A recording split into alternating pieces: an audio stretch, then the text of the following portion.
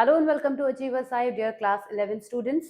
मैं आप सभी का वेलकम करती हूँ क्लास 11th की इस न्यू सीरीज में, जहां पर मैं आपको नोट्स की हेल्प से डिटेल्ड एक्सप्लेनेशन दूंगी पूरी एनसीईआरटी के सारे चैप्टर्स का। आपने अगर क्लास 11th में साइकोलॉजी सब्जेक्ट चूज किया है तो आपके लिए ये सब्जेक्ट बहुत ज़्यादा नया होगा। आप इसमें देखेंगे कि बहुत सारी ऐसी डिफरेंट टर्मिनोलॉजीज आएंगी जो आपने पहले कभी नहीं सुनी होंगी, क्योंकि अगर हम और सब्जेक्ट्स की बात करें तो उन सब्जेक्ट से आप थोड़ा बहुत पहले फेमिलियर होते हैं। अगर आपने पॉलिटिकल साइंस चूज किया है, सिविक्स, हिस्ट्री, जो भी आपने सब्जेक्ट चूज किए हैं उसको आप एज अ सोशल साइंस पहले पढ़कर आए होंगे। लेकिन आपके ह्यूमैनिटी स्ट्रीम में सिर्फ एकमात्र साइकोलॉजी सब्जेक्ट ऐसा है कि इसमें यूज होने वाली डिफरेंट टर्म्स आपके लिए एंटायरली न्यू होंगी। लेकिन क्योंकि आप एक ग्रोन अप चाइल्ड हैं तो आप इसको इजीली अंडरस्टैंड कर पाएंगे, जहां पर मैं आपको एक्सप्लेन कर करके सारे पॉइंट्स बहुत माइन्यूटली समझाने वाली हूँ। अगर आप एनसीईआरटी की बुक से डिटेल्ड एक्सप्लेनेशन पढ़ना चाहते हैं तो उसके भी वीडियोस हमारे चैनल पर अवेलेबल है, प्लेलिस्ट में जाकर आप विजिट कर सकते हैं। आप यहाँ पर नोट्स की हेल्प से पढ़ेंगे, ये हमारा एक डिफरेंट सेशंस होंगे जहाँ पे मैं आपको नोट्स की हेल्प से एक्सप्लेन करूंगी और इस तरीके से हम पूरा चैप्टर कवर करेंगे, उसके बाद डिफरेंट एक्सरसाइजेस भी करेंगे। चलिए आज की वीडियो की क्विकली शुरुआत करते हैं, लेकिन उससे पहले अगर आप चैनल पर नए हैं तो सब्सक्राइब जरूर कर दीजिएगा, बेल आइकन को भी प्रेस कर दीजिएगा, जिससे आपको सारे नोटिफिकेशंस टाइमली मिलते रहें और आपकी पढ़ाई आपके स्कूल और कॉलेजेस से बहुत पहले कंप्लीट हो जाए। ओके, तो चलिए हम आज का चैप्टर शुरू करते हैं। सबसे पहले जो हमारा चैप्टर है उसको मैं इंट्रोड्यूस आपको करा देती हूँ। चैप्टर का नेम है व्हाट इज साइकोलॉजी। क्योंकि आप साइकोलॉजी सब्जेक्ट ही पहली बार पढ़ रहे हैं तो इस पूरे चैप्टर में आपको साइकोलॉजी के डिफरेंट डायमेंशन से इंट्रोड्यूस कराया जाएगा। साइकोलॉजी होती क्या है, कहाँ से ये ओरिजिनेट हुई है, क्या इसका यूज है, बहुत सारी बातें हैं जो इस चैप्टर में आपको पढ़ने को मिलेंगी। ये एक ऐसा चैप्टर है जो वो बच्चे भी पढ़ते हैं जिन्होंने साइकोलॉजी सब्जेक्ट कभी नहीं पढ़ा होता है, वो पोस्ट ग्रेजुएशन में सब्जेक्ट को ले लेते हैं या ग्रेजुएशन में पहली बार इस सब्जेक्ट को ले लेते हैं, वो भी इस चैप्टर को पढ़ते हैं, क्योंकि इस चैप्टर में बेसिक और फाउंडेशंस आपको पढ़ने को मिलेंगे। साइकोलॉजी की कुछ हिस्ट्री भी आपको यहाँ पे पढ़ने को मिलेगी, कैसे इसका डेवलपमेंट हुआ, कहाँ कहाँ साइकोलॉजी यूज होती है, किस किस एरिया से साइकोलॉजी कनेक्टेड है, और बहुत कुछ है जो हम चैप्टर में पढ़ेंगे। तो चलिए हम यहाँ पे नोट्स की हेल्प से शुरुआत करते हैं। नोट्स आपकी एनसीईआरटी की बुक को फॉलो करते हुए लिए गए हैं, बनाए गए हैं, और आप जब ये पढ़ेंगे, इसको अंडरस्टैंड करेंगे, उसके बाद अपनी बुक पर जाएंगे तो वहाँ की लैंग्वेज आपको बहुत ईजी लगेगी, राइट। सबसे पहले हम साइकोलॉजी के बारे में कुछ इंपॉर्टेंट पॉइंट्स की बात करते हैं कि जो साइकोलॉजी है वो दो ग्रीक वर्ड से मिलकर बनी है। ये एक छोटी सी बात है जो आपको ध्यान में रखनी होगी। अब एक छोटा एमसीक्यू यहाँ से बनता है कि साइकोलॉजी किस किस वर्ड से बनी है, तो ग्रीक वर्ड से बनी है। ग्रीक के दो वर्ड्स लिए गए हैं, एक है साइकी और दूसरा है लोगोस। इन दो वर्ड से मिलकर साइकोलॉजी बनी है। साइकोलॉजी को अगर हम ब्रेक कर दें तो साइकी प्लस लोगस ही हम साइकोलॉजी को कहते हैं। यानी कि अगर हम साइकोलॉजी को ग्रीक लैंग्वेज में अंडरस्टैंड करना चाहें, या ग्रीक में जो ब्रेक किया गया है वो साइकी और लोगस दो वर्ड से लिया गया है। ओके, साइकी का मतलब होता है सोल और लोगस का मीनिंग होता है साइंस। साइकी का मतलब सोल होता है और लोगस का मतलब होता है साइंस। तो इसका मतलब ये हो गया कि हम इसको साइंस ऑफ सोल भी कह सकते हैं, साइंस ऑफ सोल भी कह सकते हैं। लेकिन ये तो हम तब कहते थे जब साइकोलॉजी ओरिजिनेट हुई थी। मैं आपको यहाँ पर ये भी बताते चलूं कि साइकोलॉजी जो है वो फिलॉसफी से ओरिजिनेट हुई है। फिलॉसफी सब्जेक्ट के बारे में आप जानते हैं, फिलॉसफी से साइकोलॉजी बनी है। मतलब साइकोलॉजी पहले अपने आप में कुछ नहीं थी, डिफरेंट फिलोसोफर्स ने इस पर वर्क किया, इस सब्जेक्ट को एज एन इंडिपेंडेंट सब्जेक्ट बनाने में हेल्प करी, जिसमें सबसे पहले विलियम जेम्स का नाम आता है। आगे पढ़ेंगे, बहुत कुछ जानेंगे। फिलहाल हमने ये समझा कि जो साइकोलॉजी है वो फिलोसफी से ओरिजिनेट हुई है, और जब हुई थी तब ये साइंस ऑफ सोल कहलाती थी। अगर आप सोल वर्ड पे नोटिस करें तो सोल वर्ड फिलोसफी का है, सोल वर्ड जो है वो फिलोसफी का है, और इसीलिए हम उसको कहते हैं कि जब वो फिलोसफी से निकली तब साइंस ऑफ सोल थी। धीरे धीरे साइकोलॉजी में बहुत सारी रिसर्चेज हुई। किसी ने इसको बिहेवियर की साइंस कहा, किसी ने इसको मन का विज्ञान कहा, मन की साइंस कहा, इस तरीके से कॉन्शियसनेस की साइंस कहा। इस तरीके से चीजें बदलती गई और आज साइकोलॉजी बहुत ज्यादा साइंटिफिक है, और साइकोलॉजी को हम बिहेवियर की स्टडी की फॉर्म में देखते हैं। Science of behaviour, science of mental processes, science of mind. तो यहाँ पे हम आते हैं वापस अपने पॉइंट पर कि साइकी और लोगस दो सब्जेक्ट से मिलकर बना था, दो टर्मिनोलॉजी से, ग्रीक वर्ड से मिलकर बना था साइकोलॉजी, जब बिल्कुल अपनी इनिशियल स्टेट में थी। It was a study of the soul और माइंड इन द बिगिनिंग। शुरुआत में क्या था, ये सोल ऑफ की और माइंड की स्टडी थी, लेकिन आज साइकोलॉजी बहुत ज़्यादा साइंटिफिक है और ये ह्यूमन माइंड और ब्रेन पर स्टडी कर रही है। ओके, बात करेंगे इसकी कुछ डेफिनेशंस की। डेफिनेशंस में देखिए यहाँ पे 2 डेफिनेशंस लिखी गई हैं, मैं आपको इनको एक्सप्लेन भी करूंगी। Psychology is a scientific discipline which deals with processes underlying human experience and behaviour.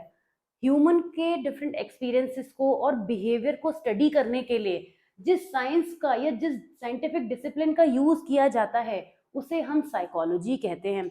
अगर आप किसी जनरल कॉमन पर्सन, किसी से भी आप जनरली पूछिए जो साइकोलॉजी के बारे में नहीं जानता, अभी तो मैं भी ये समझ रही हूँ कि आप भी साइकोलॉजी के बारे में नहीं जानते, आप कमेंट्स में अपने आंसर दे सकते हैं कि अगर हम किसी भी ऐसे पर्सन से पूछे जिसने साइकोलॉजी नहीं पढ़ी हो कि साइकोलॉजी क्या है, तो वो अक्सर ये कहते हैं कि साइकोलॉजी की हेल्प से हम किसी का मन पढ़ सकते हैं, किसी के बारे में जान सकते हैं। साइकोलॉजी को एज अ टूल समझा जाता है, राइट? तो वो चीज़ है भी कि ह्यूमन एक्सपीरियंसेस और उनके बिहेवियर को स्टडी करने के लिए जिस साइंटिफिक स्ट्रैटेजी का यूज किया जाता है वो साइकोलॉजी है। दूसरी डेफिनेशन है कि psychology is defined as a science जो क्या स्टडी करती है, mental process, experience and behaviour. इस डेफिनेशन को आपको याद करना है, you have to learn this one.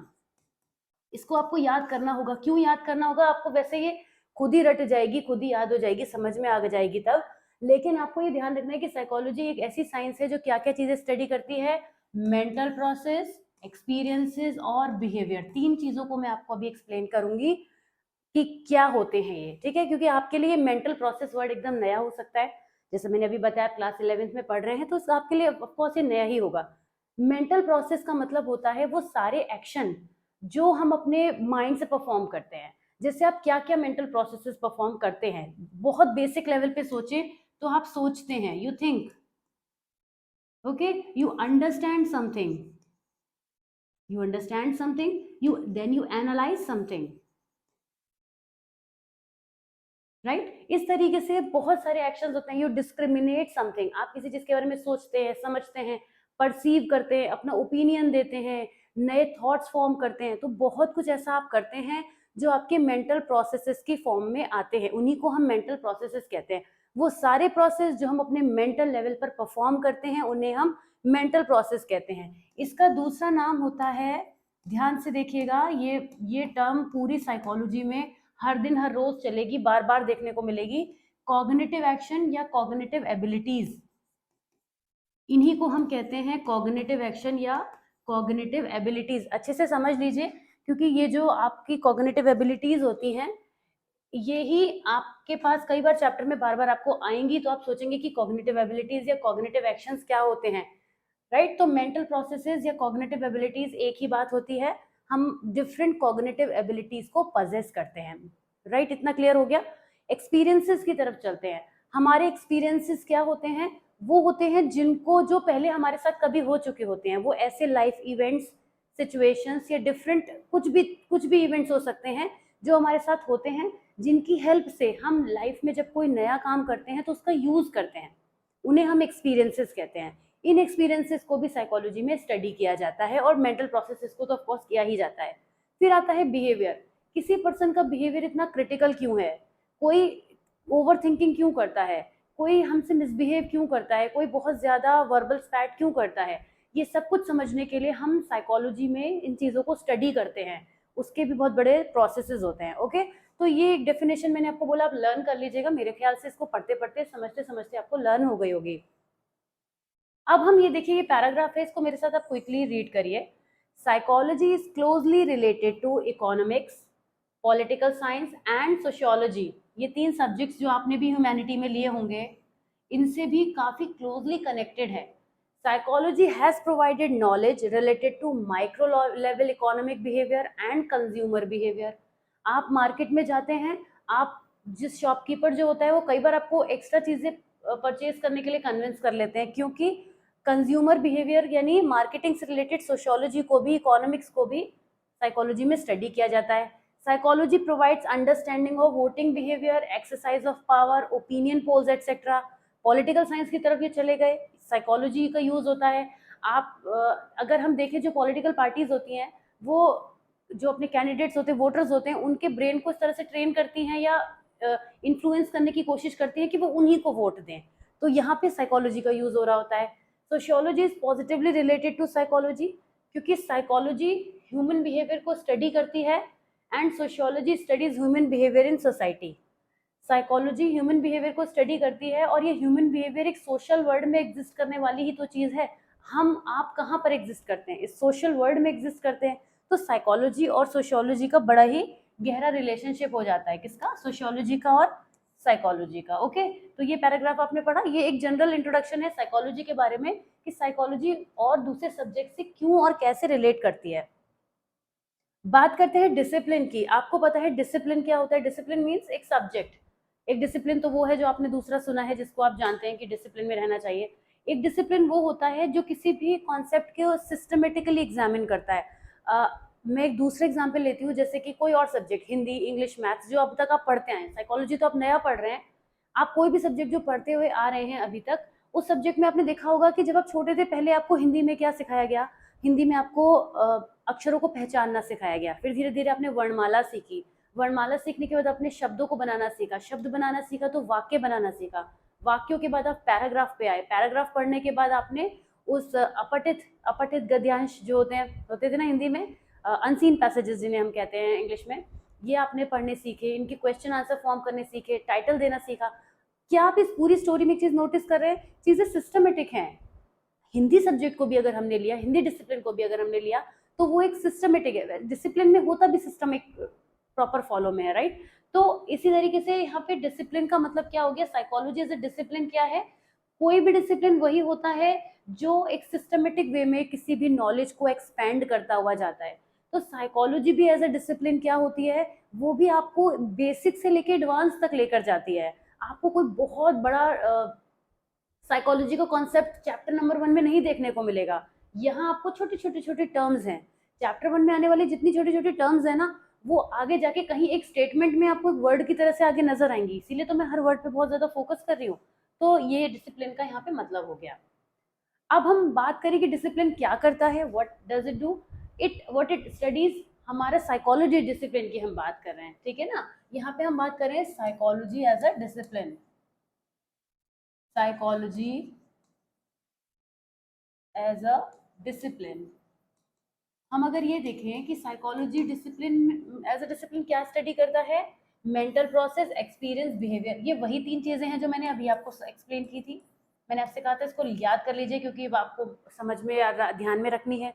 इन 3 चीजों की मेजरली स्टडी करता है। तो क्या इसके अलावा किसी चीज की स्टडी नहीं करता है? ऑफकोर्स ये बात गलत हो जाएगी। इसके अलावा बहुत कुछ है, पर हम तो सम अप, अगर हम शॉर्ट में कहें कि साइकोलॉजी में हम क्या पढ़ते हैं, हम मेंटल प्रोसेसेस को पढ़ते हैं, एक्सपीरियंसेस को पढ़ते हैं, बिहेवियर्स को पढ़ते हैं।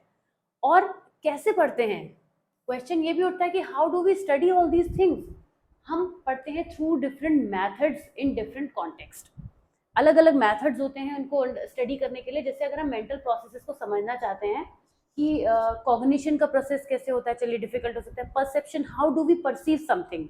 If I am delivering a lecture here, why everybody is not getting it in the same way? मेरे वर्ड्स तो सेम है, लेकिन फिर भी सब बच्चे इसको सेम क्यों नहीं परसीव कर रहे हैं, राइट?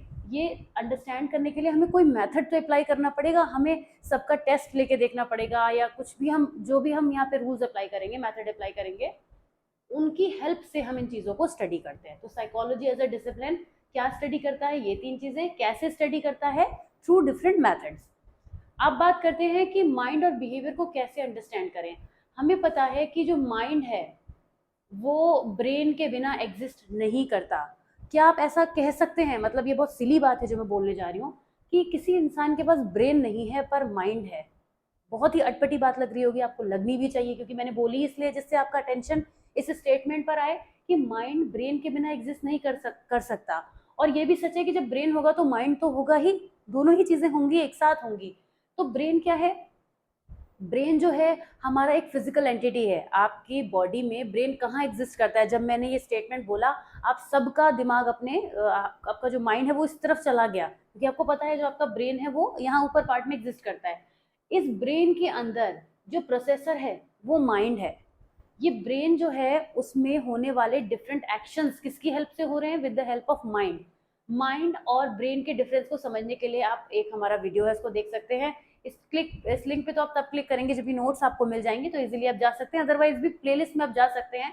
बहुत लोगों ने इस वीडियो को देखा है, पसंद किया है, एक बहुत बेसिक एक्सप्लेनेशन है, आपको क्लास 11 में जरूर पढ़ना चाहिए। फिलहाल आप प्लेलिस्ट में जाके इसको विजिट कर सकते हैं, मैं डिस्क्रिप्शन में भी इसका लिंक दे देती हूँ। Okay, earlier it was believe that there is no relation between mind and the body, but now neuroscience cleared that there is relationship between mind and behaviour. पहले ये माना जाता था माइंड और बॉडी में कोई फर्क नहीं है, कोई रिलेशन नहीं है, मतलब माइंड और बिहेवियर एक ही बात हुई। लेकिन अब क्या हुआ है, न्यूरो साइंस ने इस चीज को प्रूव करा है कि अब हमारा जो माइंड है हमारे बिहेवियर से क्लोजली कनेक्टेड है। इसके लिए क्या किया गया, mental imagery, help of visualisation, phobias were cured. Neuro science एक प्रॉपर साइंस है जिसमें डिफरेंट टूल्स की हेल्प से माइंड की, ब्रेन की के इमेजेस लिए गए, मेंटल इमेजेस लिए गए, और तब ये आइडेंटिफाई हुआ कि भाई हमारा जो ब्रेन है उसमें माइंड जो प्रोसेसेस करता है उससे हमारी बॉडी को सिग्नल मिलते हैं और हम तभी वो बिहेव करते हैं। बहुत छोटा सा एग्जाम्पल यहाँ लूंगी, बड़ा सिंपल सा एग्जाम्पल है कि जैसे आपको कोई बात पता चली, आपको किसी बात पे बहुत गुस्सा आया, तो गुस्सा कैसे आ गया, आपने उस गुस्सा आने से पहले उस बात के बारे में कुछ सोचा होगा, कुछ तो थॉट होगा, जैसे किसी ने कोई आपको ऐसा सिनेरियो बताया जो आपको पसंद नहीं आया, तो पहले क्या हुआ, पहले आपने उस चीज के बारे में सोचा, कोई मेंटल एक्शन आपका परफॉर्म हुआ, तब जाके आपने उसको बिहेवियर में एग्जिबिट किया। खुशी के केस में भी यही होता है कि कोई अच्छी बात पता चलती है तो हम झूमने लगते हैं, एक्साइटेड हो जाते हैं, और वो कैसे हो जाते हैं, क्योंकि हमने पहले कुछ ना कुछ मेंटल एक्शन उसमें परफॉर्म किया होता है। तो माइंड और बिहेवियर का आपस में बहुत डीप रिलेशनशिप है, राइट। अब साइको न्यूरो इम्यूनोलॉजी, साइको मतलब साइकोलॉजी, न्यूरो मतलब न्यूरोलॉजी, इम्यूनो मतलब हमारे फिजिकल सिस्टम्स, इम्यून सिस्टम से रिलेटेड जो साइंस है, इन तीनों ने मिलकर माइंड और इम्यून सिस्टम का भी रिलेशनशिप बताया।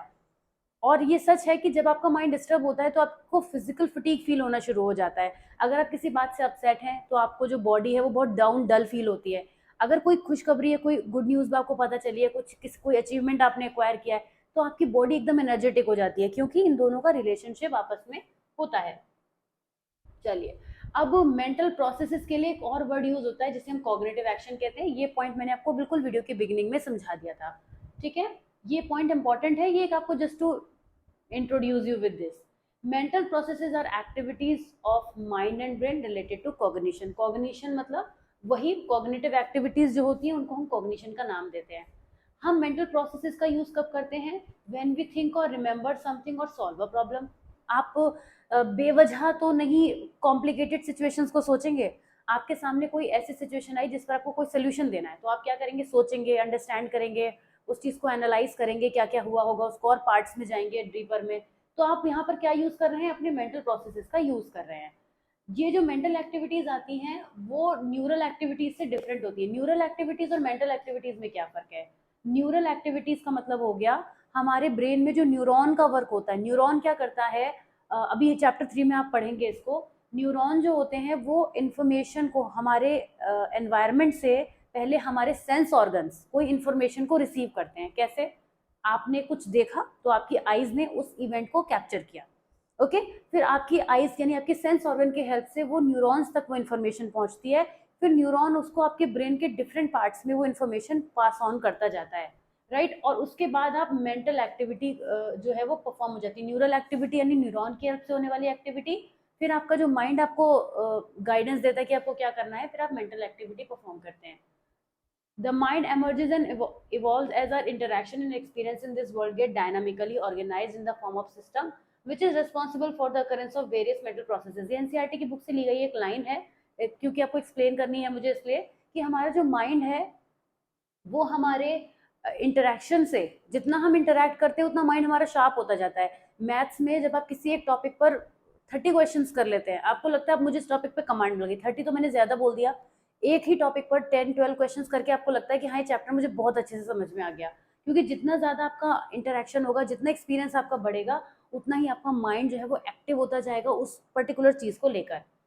Mental processes include reasoning, learning, ये भी मैं आपको बता चुकी हूँ, रीजन करना, learning, thinking, problem solving, perception, ऐसे बहुत मेंटल प्रोसेसेस हैं जिन्हें आप आगे स्टडी करेंगे, ठीक है। एक्सपीरियंसेस क्या होते हैं, आपको पता ही है कि एक्सपीरियंस जो होते हैं वो कोई भी ऐसी लर्निंग है जो हमने ओवर टाइम एक्वायर की है। हमने लाइफ में जो भी हम कर रहे हैं वो सब एक्सपीरियंस की फॉर्म में पास्ट में हमारे स्टोर होता जा रहा है, और ये नेचर में सब्जेक्टिव होते हैं, मतलब हम जितना भी डिटेल में चाहें उसको बता सकते हैं। सब्जेक्टिव का मतलब होता है किसी चीज को आप कितना भी डिटेल में बताएं और उसका कोई एंड डिफाइन ना हो। जैसे अगर मैं आपसे कहूँ कि साइकोलॉजी क्या है, तो हो सकता है आप उसके ऊपर बहुत बड़ा ऐसे लिख दें, और हो सकता है आप एक ही लाइन में बताएं। तो आपकी मर्जी है कितना सब्जेक्टिव आप उसको रखते हैं, और हर इंडिविजुअल के लिए एक्सपीरियंस डिफरेंट होते हैं। We can not directly observe, किसी के एक्सपीरियंस को हम डायरेक्टली ऑब्जर्व नहीं कर सकते, जब वो हमें बताएगा तभी हम समझेंगे कि उसका एक्सपीरियंस क्या है। Only the experiencing person can be aware. अब जो उसके साथ हुआ है एक्सपीरियंस, वही उस पर्सन जो है वो अच्छे से उसको एक्सप्लेन कर सकता है, बता सकता है। तो हमारे कॉन्शियस में एम्बेडेड होते हैं एक्सपीरियंस हमारे, किसी दूसरे के पास नहीं जा सकते जब तक हम ना बताएं। ये इंटरनल और एक्सटर्नल कंडीशन से भी इन्फ्लुएंस होते हैं। हमारे एक्सपीरियंसेस जो होते हैं वो डिफरेंट कंडीशन से इन्फ्लुएंस होते हैं। मतलब अगर हमने कुछ पॉजिटिव देखा है, ज़्यादा पॉजिटिव चीज़ें हमारे साथ हुई हैं, तो हमारे एक्सपीरियंस पॉजिटिव ज़्यादा होंगे, हमारे पास नेगेटिव का उतना एक्सपीरियंस नहीं होगा। Nature of the experience can only be understood by analyzing a complex set of internal and external condition। ये जो पॉइंट्स आप देख रहे हैं ना, दीज आर द आंसर। ये जो पॉइंट्स हैं उनको आप एज एन आंसर यूज करेंगे कि व्हाट आर एक्सपीरियंसेस। मैं आपको फिर से थोड़ा बता दूं यहाँ पर वापस आकर, कि जब हम यहाँ पे बात करेंगे कि हम मेंटल प्रोसेसेस क्या होते हैं, माइंड और बिहेवियर का रिलेशनशिप क्या है, तो ये एक तरीके से आंसर है आपका। ओके, इसी तरीके से एक्सपीरियंसेस क्या होते हैं, ये आंसर है। और नेक्स्ट टॉपिक थोड़ा हमें नीचे दिख रहा है यहाँ पे, बिहेवियर। बिहेवियर क्या होते हैं, क्वेश्चन आता है कि व्हाट आर बिहेवियर। ये 2 मार्क्स का क्वेश्चन है, यहाँ से 2 मार्क्स बनते हैं आपके इस क्वेश्चन के लिए, और ये 2 मार्क्स में इतना आप लिखेंगे, और ये भी 2 मार्क्स का क्वेश्चन है। चलिए आगे बढ़ते हैं। अब बिहेवियर की बात करते हैं कि बिहेवियर क्या होते हैं। ये पूरा जो पोर्शन दिख रहा है ये आंसर है। बिहेवियर वो रेस्पॉन्स या रिएक्शन है जो हम वी मेक और एक्टिविटी वी मेक और एक्टिविटीज वी इंगेज इन। जब हम बिहेवियर क्या होता है हमारा, वो चीज़ होती है जब हम किसी भी एक्शन में एंगेज हो जाते हैं तो उसको हम बिहेवियर कहते हैं। थिंकिंग, थिंकिंग जैसा simple, let me put it back here. Thinking जैसे सिंपल एक्शन को भी हम कहते हैं कि ये एक बिहेवियर है। और कोई डिफिकल्ट भी हो सकता है, जब सिंपल हो या कॉम्प्लेक्स, सब कुछ बिहेवियर ही होता है, चाहे वो कितना भी सिंपलेस्ट वे में हमें नजर आ रहा हो, चाहे बहुत ही कॉम्प्लिकेटेड हो, मगर वो बिहेवियर हो सकता है। और बिहेवियर इंटरनल एक्सटर्नल दोनों होते हैं, ठीक है। कुछ बिहेवियर जो इंटरनल होते हैं, जो नजर नहीं आते, जैसे आप सोच रहे हैं तो आपको देखकर लगेगा तो आप सोच रहे हैं, पर क्या सोच रहे हैं नहीं बता सकते। ऐसे बिहेवियर को हम कहते हैं कोवर्ट बिहेवियर, जो इंटरनल होते हैं। पर कुछ बिहेवियर बाहर से भी देखे जा सकते हैं, उनको हम क्या कहते हैं, ओवर्ट बिहेवियर कहते हैं। ऐसे बिहेवियर जिन्हें हम बाहर से देख सकते हैं, जैसे कोई किसी से फाइट कर रहा है, बिहेवियरल एक्टिविटी हो गई, लड़ाई कर रहा है, कुछ भी अपनी बॉडी के थ्रू परफॉर्म कर रहा है, उस बिहेवियर को आप देख पाते हैं, उन्हें हम ओवर्ट बिहेवियर कहते हैं। और कोवर्ट बिहेवियर, ये भी 2 मार्क्स में पूछा जाता है कि what are overt and covert behaviour. 1 mark में आता है मोस्टली, 2 में तो नहीं आता, पूरे पूरा बिहेवियर आता है। अब कोई भी बिहेवियर जो है वो एसआर, स्टिमुलस रिस्पॉन्स रिलेशनशिप पर बेस्ड होता है। इसको मैं यहाँ ज्यादा डिटेल नहीं करूंगी क्योंकि ये आपका चैप्टर आगे आएगा, चैप्टर 6 में आएगा, लर्निंग वाले चैप्टर में। तो स्टिमुलस रिस्पॉन्स रिलेशनशिप पर ये बेस्ड होता है। अगर क्विकली आप समझना चाहें तो मैं बता दूं, स्टिमुलस वो होता है जो भी आउटसाइड वर्ल्ड में चीजें एग्जिस्ट करती हैं। रिएक्शन या रिस्पॉन्स वो होता है जो हम उसको उसके टूवर्ड्स देते हैं, ठीक है। जैसे कहीं पर आग लग गई तो आप देख के बहुत हैरान हो रहे हैं कि अरे ये कितना, पता नहीं कितना लॉस हो गया होगा, राइट। तो वो स्ट्यूमुलस क्या है, वो जो फायर वहां पर लगी है, और आर क्या है, जो आपका रिस्पॉन्स है। उस स्ट्यूमुलस को देखकर आपने जो रिस्पॉन्स दिया वो आपका बिहेवियर है। भाई आपने कुछ बिहेव ही तो किया उसके टुवर्ड्स। तो ये बिहेवियर हम S R, stimulus response relationship पे एक्सप्रेस कर सकते हैं। और वो ओवर्ट कोवर्ट कैसे भी हो सकते हैं, ठीक है। अब स्टिमुलस और रिस्पॉन्स दोनों ही इंटरनल और एक्सटर्नल हो सकते हैं। मैंने आपको बाहर की बात बताई, आपने बाहर कहीं पे फायर को देखा, हो सकता है आपके मन में कोई ऐसी बात चल रही हो जिसकी वजह से आप परेशान हो, तो वो चीज भी स्टिमुलस हो सकती है कि कोई याद आपको ऐसी आ गई, कोई मेमोरी ऐसी आ गई जिसने आपको बहुत ज्यादा ट्रिगर कर दिया, तो वो आपका जो स्टिमुलस है वो आपके अंदर ही है। और रिस्पॉन्स भी आपके अंदर ही है कि आप उसकी चीज की वजह से बहुत ज्यादा अपसेट हैं, बहुत ज्यादा दुखी हैं। तो दोनों ही इंटरनल और एक्सटर्नल हो सकते हैं। जो मैंने अब बाहर आग लगने वाला एग्जाम्पल दिया वो बाहर वाला हो गया, उसमें रिस्पॉन्स भी बाहर था और स्टिमुलस भी बाहर था। लेकिन जब आप अंदर से दुखी थे, मन आपका परेशान था, तो दोनों ही स्टिमुलस और रिस्पॉन्स आपके अंदर थे, ठीक है ना। अब एक क्वेश्चन यहाँ पर आता है कि what is behaviour, give example of overt and covert behaviour. तो ये इस तरीके से आपका एग्जाम्पल हो जाता है कि जब आपकी आईज ब्लिंक करती हैं आपकी आंख में जैसे कुछ चला जाता है, स्कूटी चला रहे हैं, मेरे साथ तो अक्सर होता है, स्कूटी चला रहे हैं तो कई बार हमारे सनग्लासेस नहीं होते हैं तो फिर आंख में कुछ चला जाता है। ठीक है, आपने कोई हॉट पैन को टच किया, एकदम से आप हाथ हटा लेते हैं, ये बिहेवियर आपको बाहर से नजर आ रहे हैं। जब हम कोई गेम खेल रहे हैं चेस का, तो हमारा हैंड मसल ट्विच हुआ, या हमारा हार्ट पाउंड हो रहा है इंटरव्यू के दौरान, तो ये चीजें हमारे कोवर्ट बिहेवियर के एग्जाम्पल हो गए। तो बिहेवियर के बारे में ये होगी, हमने एक्सप्लेन कर ही दिया। ऑल राइट, अब आते हैं एक बॉक्स ऑफ नॉलेज की तरफ। कुछ इंटरेस्टिंग फैक्ट है साइकोलॉजी से रिलेटेड, कि साइकोलॉजी क्या है, study of behaviour and mind है। बहुत सारे टाइप की साइकोलॉजी होती है, जिसमें कि कॉग्निटिव, ये सब नए वर्ड लगेंगे आपको, मतलब ये तो नहीं लगेंगे, कॉग्निटिव आपके लिए वर्ड नहीं हो सकता है। A person with a condition that affects their mental health may benefit from assessment and treatment with a psychologist। Psychologist क्या करते हैं, अगर आपको कोई भी साइकोलॉजिकल इशू फील हो रहा है, टर्बुलेंस फील हो रहा है माइंड में, तो उस चीज़ को सॉल्व करते हैं। साइकोलॉजिस्ट में offer treatment that focuses on behavioural adaptation. और साइकेट्रिस्ट कौन होते हैं, एक मेडिकल डॉक्टर होते हैं, साइकोलॉजिस्ट मेडिकल डॉक्टर नहीं होते हैं। Who is more likely to focus on medical management of mental health issues. तो ये हमारा आज का क्लास था। ये तो जनरल मैंने आपके नोट्स में इसलिए डाला है कि आप पढ़ेंगे तो मजा आएगा, क्योंकि सिलेबस का तो हम सभी कुछ पढ़ते हैं, लेकिन जब कुछ एक्स्ट्रा मिलता है ना पढ़ने के लिए नोट्स के साथ में, तो इंटरेस्टिंग लगता है। क्लास 11 के स्टूडेंट्स के लिए मेरे लिए मेरा खास तौर से एफर्ट्स रहता है कि उनको पढ़ते वक्त मजा आए, ना कि वो बोर हो। क्योंकि साइकोलॉजी ले तो लेते हैं पहले बहुत सारे बच्चे शौक में, लेकिन कई बार बच्चों को जब टर्मिनोलॉजीज डिफिकल्ट लगने लगती हैं, तो चैप्टर और पूरा साइकोलॉजी उनके लिए सर का दर्द बन जाता है। तो वो नहीं बनना चाहिए, क्योंकि साइकोलॉजी बहुत इंटरेस्टिंग है। और इस वीडियो की हेल्प से मेरी पूरी कोशिश यही रही कि आपको वो सिंपलेस्ट वर्ड में मैं एक्सप्लेन कर सकूं। फिर भी कोई डाउट है तो आप जरूर कमेंट्स में ड्रॉप कीजिएगा। और कैसा लगा ये वीडियो जरूर बताइएगा। थोड़ा लेंथी जरूर रहा होगा, लेकिन एक्सप्लेनेशन मैंने पूरा करने की कोशिश की है। तो मिलती हूँ आपसे नेक्स्ट वीडियो में। Till then take care, bye bye.